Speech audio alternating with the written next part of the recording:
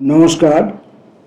আচার্য প্রফুল্লচন্দ্র রায়ের আত্মচরিতের ত্রয়োবিংশ পরিচ্ছেদ, বর্তমান সভ্যতা, ধনতন্ত্রবাদ, যান্ত্রিকতা এবং বেকার সমস্যা,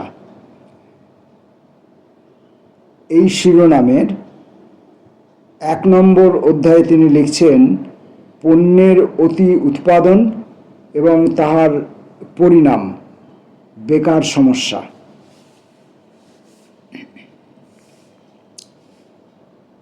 ইউরোপ ও আমেরিকা হইতে সম্প্রতি যে শোচনীয় বেকার সমস্যার বিবরণ পাওয়া যাইতেছে, তাহা হইতেই বোঝা যায় পাশ্চাত্য দেশসমূহে কিরূপ আর্থিক বিপর্যয়ের সৃষ্টি হইয়াছে।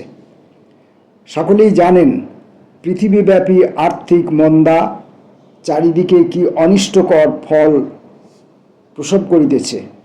ইংল্যান্ড, আমেরিকার যুক্তরাষ্ট্র, জার্মানি প্রভৃতি দেশে বেকার সমস্যা অতিমাত্রায় বাড়িয়া চলিয়াছে। ভারতেও বেকার সমস্যার অন্ত নাই, কিন্তু এখানে হতভাগ্য বেকারদের সংখ্যা নির্ণয়ের কোনো চেষ্টা হয় নাই। শোনা যায় আমেরিকায় বেকারের সংখ্যা প্রায় 80 লক্ষ। টাইমসের নিউ ইয়র্কের সংবাদদাতা বলেন, বহু স্থানে মধ্যবিত্ত লোকের অবস্থা শোচনীয় হইয়া উঠিয়াছে। সহস্র সহস্র কেরানি মজুরের কাজ করিতেছে বা ওই কাজ পাইবার জন্য চেষ্টা করিতেছে। এরূপ বহু পরিবার তাহাদের সন্তানদের সমস্ত দিন বিছানাতেই শোয়াইয়া রাখিতেছে, কেননা ঘর গরম করিবার জন্য প্রয়োজনীয় ইন্ধন সংগ্রহের ক্ষমতা তাহাদের নাই।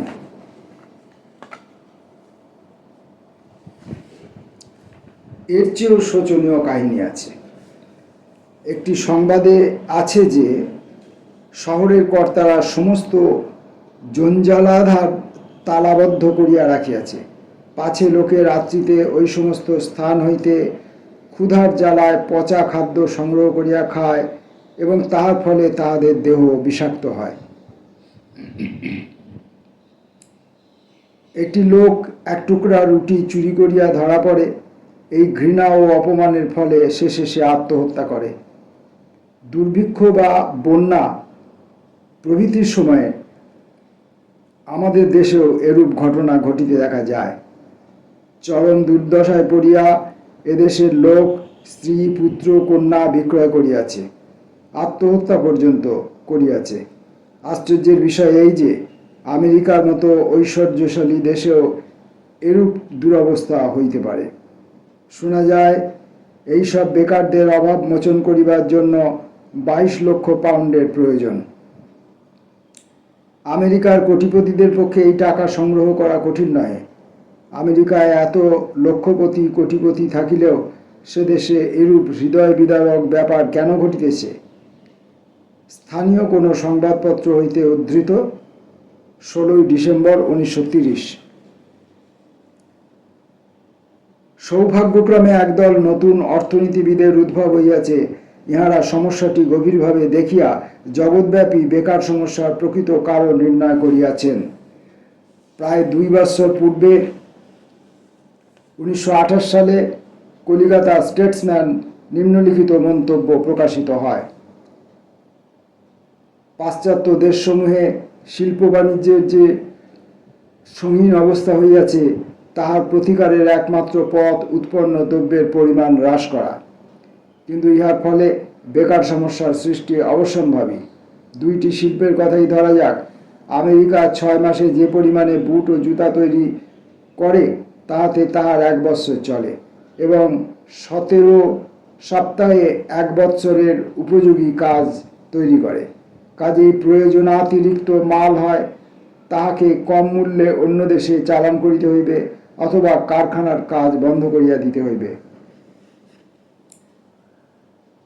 ল্যাঙ্কাশায়ার ও ইয়র্কশায়ারেরও এইরূপ দুরবস্থা।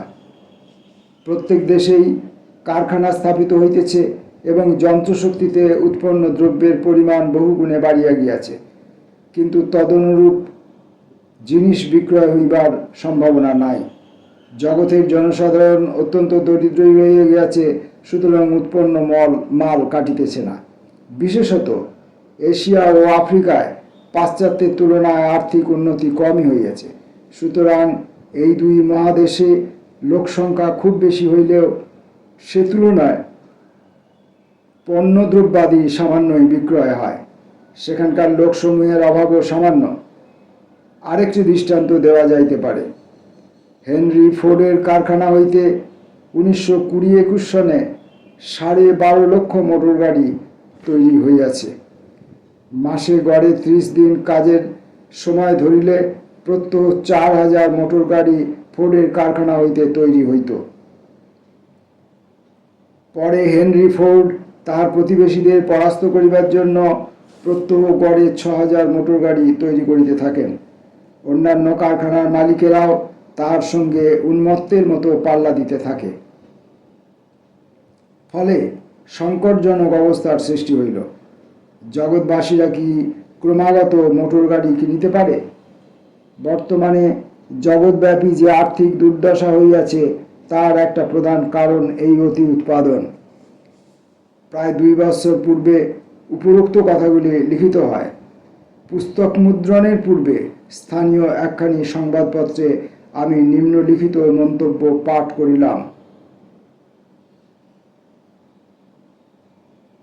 হেনরি ফোর্ডের ব্যবসায়ের মূল নীতি এই যে কলের দ্বারা কাজে শ্রমিক সংখ্যা হ্রাস হয় না, বরং তাহাদের সংখ্যা বৃদ্ধি হয় এবং তাহাদের মজুরিও বাড়ে। তিনি আরও বলেন যে শ্রমিকদের যত বেশি মজুরি দেওয়া যায় ততই ব্যবসায়ের উন্নতি হয়।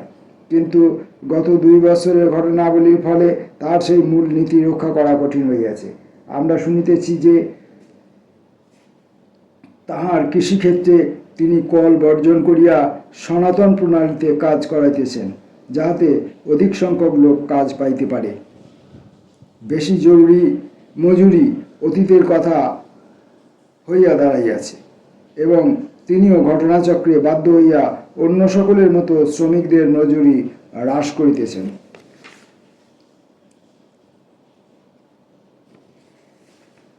পণ্যের অতি উৎপাদন ও তাহার পরিণাম, বেকার সমস্যা, এই শিরোনামে তিনি এতটুকু অংশ লিখেছেন। এর পরের অংশটা লিখছেন, কলের দ্বারা মানুষ কর্মচ্যুত হইয়াছে। জগতে আবার সঙ্গীন বেকার সমস্যা দেখা দিয়াছে। ইহা কতকটা নূতন ও অপ্রত্যাশিত রকমের। আর্থিক মন্দা, পণ্য উৎপাদন হ্রাস এবং কারখানা বন্ধ করার সঙ্গে ইহার সম্বন্ধ নাই। পক্ষান্তরে অতিরিক্ত পণ্য উৎপাদনের ফলেই এই অবস্থার সৃষ্টি হইয়াছে। সম্প্রতি Evans Clark New York Times পত্রে এই কথাই লিখিয়াছেন। মিস্টার ক্লার্ক বলেন, মানুষের কাজ এখন কলে করিতেছে, কাজেই অনেক লোক কাজ পাইতেছে না এবং তাহারই ফলে শ্রমিকদের বর্তমান দুর্দশা। তিনি বলেন, আর্থিক কৃচ্ছ্রতার সময়ই বেকার সমস্যা দেখা গিয়াছে। যখন ব্যবসা ভালো চলে না তখনই কারখানা হইতে শ্রমিকদের ছাড়াইয়ে দেওয়া হয়, কিন্তু ব্যবসার অবস্থা ভালো হইলেই আবার লোক নিযুক্ত করা হয়। আমি পড়ার সময় মনে মনে ভাবছিলাম যে যখন আচার্য এইসব ইতিহাস লিখছেন তখন যান্ত্রিক ব্যবস্থা আর কতটুকু চালু হয়েছে, প্রযুক্তি আর কতটুকু উন্নতি ছিল।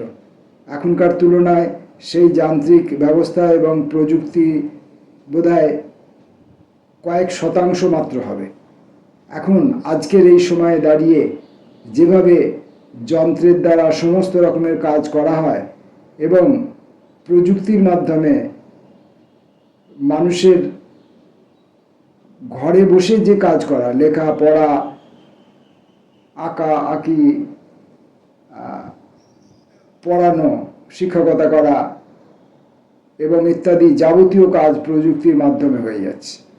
ফলে এখন তো মানুষের হাত থেকে কাজ কেড়ে নেওয়ার এই প্রবণতা শিল্পপতিদের পক্ষে আরো অনেক বেশি সহায়ক হয়েছে।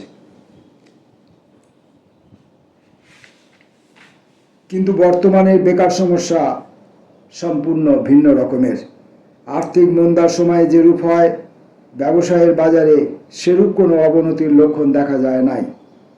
ইউনাইটেড স্টেটস স্টিল কর্পোরেশন এই মাসে গত বছরের তুলনায় বরং বেশি কাজ করিতেছে।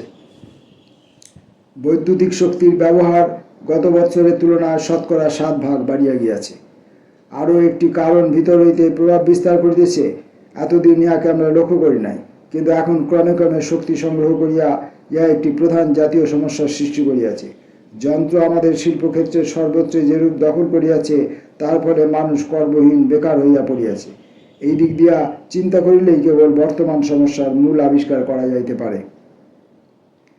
এতাবৎকাল পর্যন্ত যন্ত্র কার্যক্ষেত্রের বিস্তার করিয়া এবং আনুষঙ্গিক নানা শিল্পের সৃষ্টি করিয়া মানুষের কাজ যোগাইয়াছে, কিন্তু চিরদিনই এইরূপ সুখচর অবস্থা থাকিতে পারে না। বর্তমানের দুর্দশাই তাহার প্রমাণ। 3 দিক হইতে জিনিসটির বিচার করা যাইতে পারে। প্রথমত, বর্তমানে কি বেকার সমস্যার সঙ্গীন হইয়া দাঁড়াইয়াছে?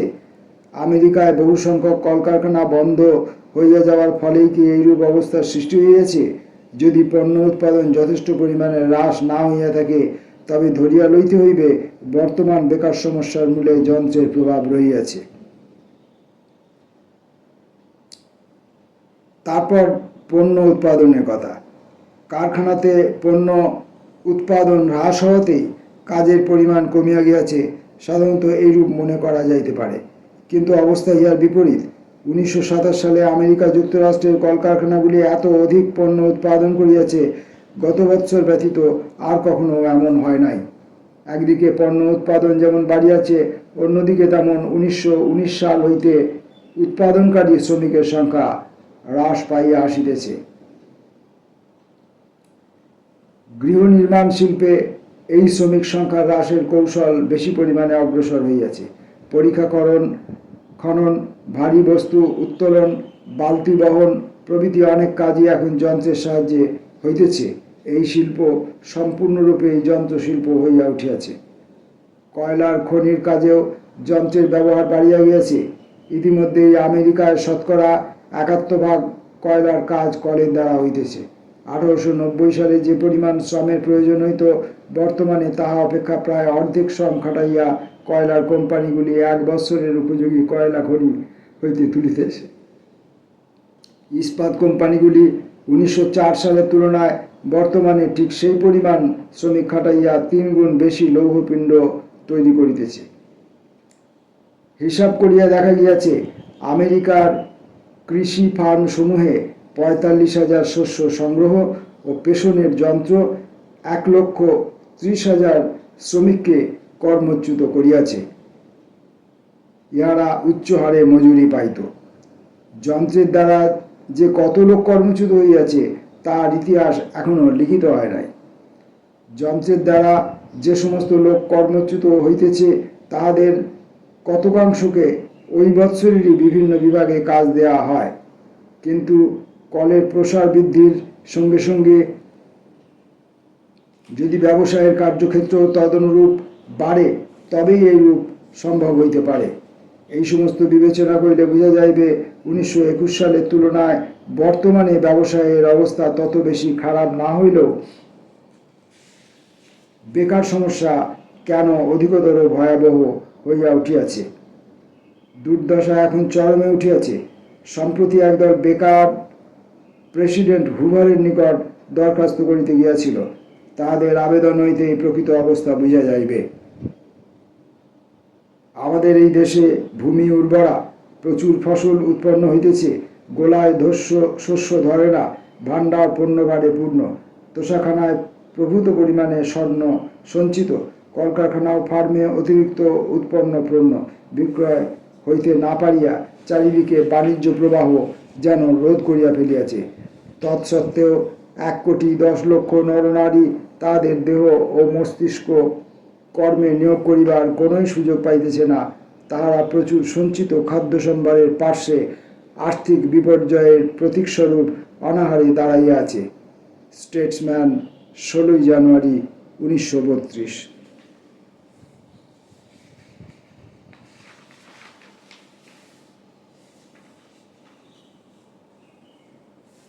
এর পরের শিরোনাম, শ্রম বাঁচাইবার কৌশল। মানুষের শ্রমকে কিভাবে বাদ দেওয়া হইয়াছে তাহার বহু দৃষ্টান্ত স্টুয়ার্ট চেজ দিয়াছেন। একরকম নতুন বৈদ্যুতিক হাতকরাত হইয়াছে, যার দ্বারা একজন লোক 4 জনের কাজ করিতে পারে। বৈদ্যুতিক বাটালি দ্বারা একজন মিস্ত্রি 10 জনের কাজ করিতে পারে। টেলিফোনের ডায়াল সিস্টেম হওয়াতে সুইচ বোর্ডে তরুণীদের নিযুক্ত করিবার প্রয়োজন নাই।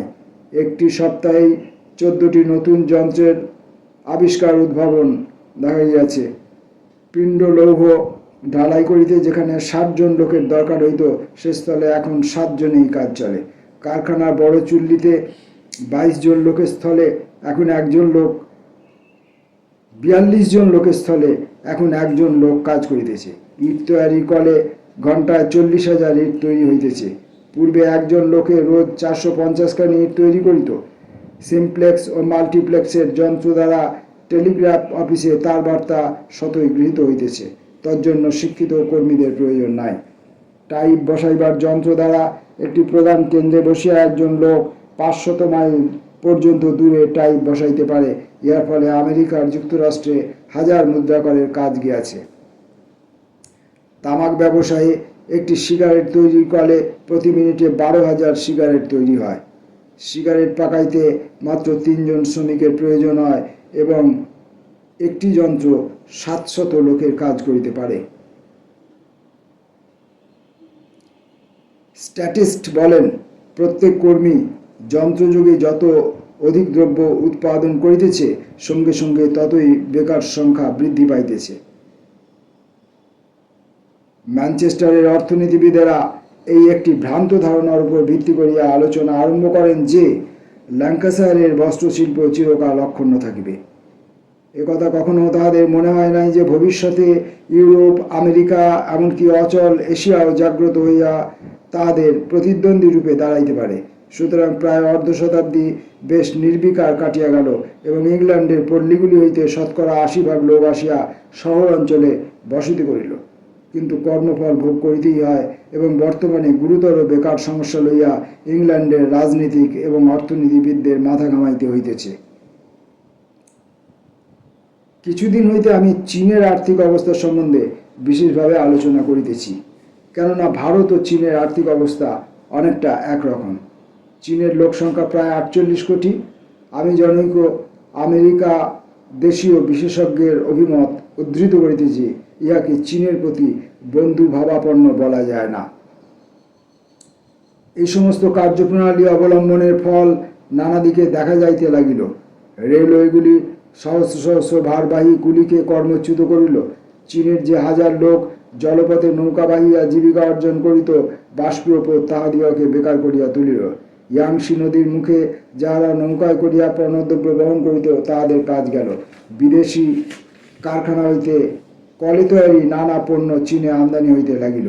বিদেশি মূলধনে চীনা শহরগুলিতে আধুনিক ধরনের কলকারখানা হইতে লাগিল। তার ফলে যেসব কুটির শিল্প, ছোট ছোট ব্যবসা বহু শতাব্দী ধরিয়া টিকিয়া ছিল, সেগুলি ধ্বংস হইতে লাগিল। আর এইসব কারণের সমবায়ে চীনে বেকার সমস্যা ও আর্থিক অভাবের সৃষ্টি হইল। পুনশ্চ পাশ্চাত্যের যান্ত্রিক সভ্যতার সংস্পর্শ চীনের পক্ষে শোচনীয় দুর্গতির কারণ হইল। জনৈক প্রসিদ্ধ চীনা মনীষী এ সম্বন্ধে কি বলেন শুনুন। বিদেশি যন্ত্র এবং বিদেশি যন্ত্রজাত পণ্যের আক্রমণ হইতে চীন আত্মরক্ষা করিতে পারে নাই এবং ওই দুই আক্রমণের ফলে আমাদের লক্ষ লক্ষ দক্ষ কারিগর এবং শ্রমিক অলস ও কর্মচ্যুত হইয়াছে। চীন হইতে লক্ষ লক্ষ শ্রমিক আমেরিকায় গিয়া উপস্থিত হইলে ওই দেশের যেরূপ দুর্দশা, আমাদেরও তাহাই হইয়াছে। আমরা ধ্বংসের মুখে চলিয়াছি। আর একজন বিশেষজ্ঞ ঠিক এই সিদ্ধান্তে উপনীত হইয়াছেন। একটি উন্নতিশীল শিল্প বিজ্ঞানে সমধিক অগ্রসর জাতির সংঘর্ষে আসিয়া আরেকটি অতিমাত্রায় রক্ষণশীল জাতির আর্থিক দুর্গতি কিরূপে ঘটে, চীনে তাহারই দৃষ্টান্ত দেখা যাইতেছে। জেচেওয়ান প্রদেশে এবং পশ্চিম চীনের লোক সংখ্যা প্রায় 10 কোটি। এই অঞ্চলে মাল আমদানি রপ্তানির একমাত্র পথ ইয়াংশি নদী। এইখানে পার্বত্য পথে প্রবল স্রোতস্বতী নদীর উপর দিয়া নৌকা লইতে হইলে বহু নাবিকের প্রয়োজন। একখানি নৌকার সঙ্গে 50 হইতে 100 জন নাবিক থাকে। এই ব্যবসায়ে 5 লক্ষ হইতে 10 লক্ষ লোক নিযুক্ত ছিল। সম্প্রতি আবিষ্কার করা গিয়াছে যে বৎসরের কোনো কোনো সময়ে বাষ্পীয় স্রোত এই নদী দিয়া নিরাপদে যাতায়াত করিতে পারে। এরপর ব্রিটিশ ও আমেরিকার স্টিমার হইতে নিয়মিতভাবে যাত্রী ও মালবহনের কাজ আরম্ভ করে।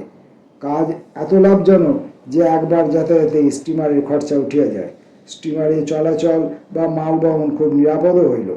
দেশীয় নৌকাগুলি স্টিমারের সঙ্গে প্রতিযোগিতায় হটিয়া যাইতে লাগিল, কেননা তাহাদের খরচা বেশি। তাছাড়া স্টিমারের ঢেউ লাগিয়া নৌকাগুলো অনেক সময় ডুবিয়া যাইতেও লাগিল। সুতরাং নৌকার ব্যবসা প্রায় বন্ধ হইল। বহু সংখ্যক মাঝি বেকার হইয়া পড়িল। সঙ্গে সঙ্গে মালবাহী কুলি, দড়িওয়ালা, হোটেল ও রেস্তোরাঁর মালিক প্রভৃতিরও কাজ গেল। অবস্থা অতি শোচনীয়। চীনের সহস্র সহস্র লোকের দৈনিক জীবিকার উপায় হরণ করিয়া মুষ্টিমেয় আমেরিকা দেশীয় জাহাজওয়ালা লাভবান হয় এবং এইরূপে তাহারা বহু শতাব্দী হইতে প্রচলিত বৃত্তি ও ব্যবসায়গুলিকে ধ্বংস করে। ভারতেও ধনতান্ত্রিকতা, বিশেষত ব্রিটিশ ধনতান্ত্রিকতা, নিজেদের স্বার্থসিদ্ধির জন্য প্রাচীন ভারতীয় কুটির শিল্পগুলি ধ্বংস করিয়াছে, কিন্তু তৎপরিবর্তে কর্মচ্যুত নিরন্ন লোকেদের কোনো নতুন জীবিকা পথ প্রদর্শন করেন নাই। একটি সহজ দৃষ্টান্ত দিলে এই কথাটা বোঝা যাইবে। এ যাবৎকাল বাংলার গ্রামের বহু অনাথা বিধবা ধান ভানিয়া কোনো মতে জীবিকা অর্জন করিত, নিজেদের শিশু সন্তানগুলির ভরণ পোষণ করিত। কিন্তু আধুনিক সভ্যতার কৃপায় বাংলার নানা স্থানে অসংখ্য চাউলের কল দ্রুত গতিতে চলিতেছে। এক একটি চাউলের কল শত শত অনাথা বিধবার অন্ন কাড়িয়া লইতেছে। এইরূপে জন কয়েক ধনিক সহস্র সহস্র দরিদ্র ভগিনীর জীবিকা হরণ করিয়া নিজেরা ফাঁপিয়া উঠিতে। এই কারণেই ভারতের জনসাধারণের সর্বশ্রেষ্ঠ নেতা মহাত্মা গান্ধী সকল সময়ই কলের বিরুদ্ধে অভিযান করিয়াছেন। কলের প্রতি, ধনতন্ত্রের প্রতি গান্ধীর প্রবল ঘৃণা আছে। ধনতন্ত্রের ফলে যে লক্ষ লক্ষ ভারতীয় কৃষক ও শিল্পীর জীবিকার উপায় নষ্ট হইয়াছে, গান্ধীর ঘৃণা তাহারই প্রতিচ্ছায়া মাত্র। গান্ধী সর্বত্র কলের অপব্যবহারই দেখিতে পান। বর্তমান যুগের কলকারখানা জন কয়েক ধনিকের স্বার্থের জন্য সহস্র সহস্র লোককে কিরূপে কৃতদাসে পরিণত করিয়াছে, তাহাই তাহার চোখে পড়ে। ধনিকের এই শোষণ নীতির ফলেই গান্ধীর মনে কলকারখানার প্রতি ঘৃণার ভাব জন্মিয়াছে। কলের অপব্যবহারের বিরুদ্ধেই গান্ধীর অভিযান। গান্ধী বলেন, শুধুমাত্র কলের প্রতি আমার কোনো ক্রোধ নাই, কিন্তু কলের দ্বারা বহু শ্রম বাঁচিয়া যায় এই অস্বাভাবিক ভ্রান্ত ধারণার বিরুদ্ধেই আমার আক্রমণ। মানুষ কলের দ্বারা শ্রম বাঁচায়, কিন্তু অন্যদিকে তাহার ফলে সহস্র সহস্র লোক কর্মচ্যুত হয় এবং অনাহারে মরে। আমি কেবল মানব সমাজের একাংশের জন্য কাজ ও জীবিকা চাই না, সমগ্র মানব সমাজের জন্যই চাই। তাই সমগ্র সমাজের ক্ষতি করিয়া মুষ্টিমেয় লোকের ঐশ্বর্য চাই না। বর্তমানে যন্ত্রের সহায়তায় মুষ্টিমেয় লোক জনসাধারণকে শোষণ করিতেছে।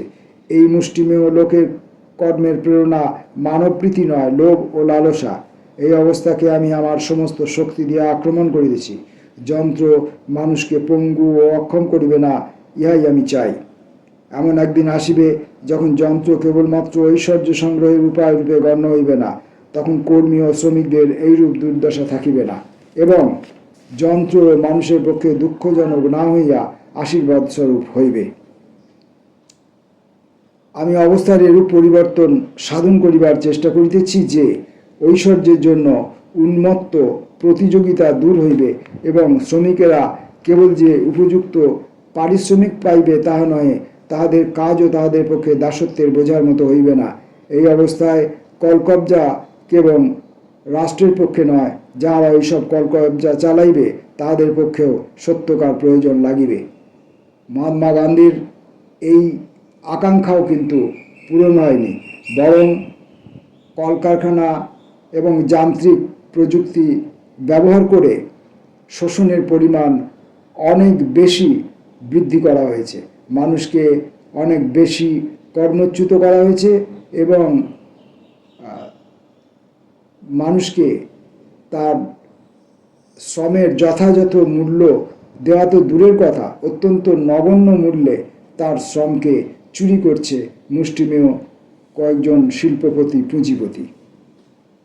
এটা অনেক অনেক গুণ বেড়ে চলেছে এবং এটা ক্রমশই বেড়ে চলবে বলেই আমাদের মনে হচ্ছে। গান্ধীর অভিমত যে ভ্রান্ত, একথা কে বলিতে পারে? নিউ ইয়র্কের সুপ্রিম কোর্টের বিচারপতি ওয়েলেসলি ও হাওয়ার্ড ধনতন্ত্রের উপর প্রতিষ্ঠিত আধুনিক সভ্যতা সম্পর্কে কি বলিতেছে শুনুন। মানুষ আধুনিক শহরগুলি গড়িয়া তুলিয়াছে। New York, London, Chicago, Paris, Berlin, Vienna, Buenos Aires, এগুলি সভ্যতার এক একটি বড় চক্র। মানব পরমাণু এখানে চলিতেছে, ঘুরিতেছে, ছুটিতেছে, আসিতেছে, যাইতেছে, অদৃশ্য হইতেছে। যে আকাশস্পর্শী বড় বড় হর্ম নির্মাণ করিয়াছে, যেগুলি মাথা মেঘে ঢাকিয়া যাইতেছে, বাদ চিল যতদূর উড়িতে পারে তার চেয়েও 700 ফুট উপরে এইসব হর্মের চূড়া, এবং সেখানে মানুষ বাস করে, নিঃশ্বাস ফেলে, বংশবৃদ্ধি করে। এবং এই সমস্ত শহরের নিচে যে বড় বড় রাস্তা তৈরি হইয়াছে, এগুলির প্রশস্ত আলোকিত পাথর বাঁধানো। পিপিলিকার শাড়ির মতো সহস্র সহস্র প্রাণী এইসব পাতালপুরের রাস্তা দিয়া তাহাদের গন্তব্যস্থানে যাতায়াত করে। মানুষ তাদের আধুনিক শহরে চওড়া, খোলা, বালুভার, সুন্দর, স্বাস্থ্য যাতায়াতের পথ নির্মাণ করে। তারা আবার অন্ধকার সংকীর্ণ পার্বত্য গহ্বরে মতো গলিও তৈরি করে, এবং তাহার মধ্য দিয়া বন্যার মতো সহস্র সহস্র মানুষের স্রোত চলে। তারা বড় বড় উদ্যান নির্মাণ করে, মর্মর মূর্তি বসায়, পশুশালা তৈরি করে, হাসপাতাল স্থাপন করে। অন্যদিকে আবার স্যাঁতস্যাঁতে জনবহুল বস্তি, অন্ধকারময় ঘর, অস্বাস্থ্যকর পল্লী, অনাথালয়, পাগলাগারদ, জেলখানা, ইহাও তাহাদের কীর্তি। এইসব বস্তির স্বল্পালোক কক্ষে যেসব শিশু জন্মগ্রহণ করে, তারা কখনো নীল আকাশ দেখে না, মুক্ত বাতাসে নিঃশ্বাস ফেলিতে পারে না, এবং যারা কখনো শ্যামল শস্যক্ষেত্র দেখে নাই বা শান্তিপূর্ণ বনভূমিতে ভ্রমণ করিবার সৌভাগ্য লাভ করে না, এইরূপ প্রসূতিরা মৃত্যু মুখে পতিত হয়। ইহারই নাম সভ্যতা।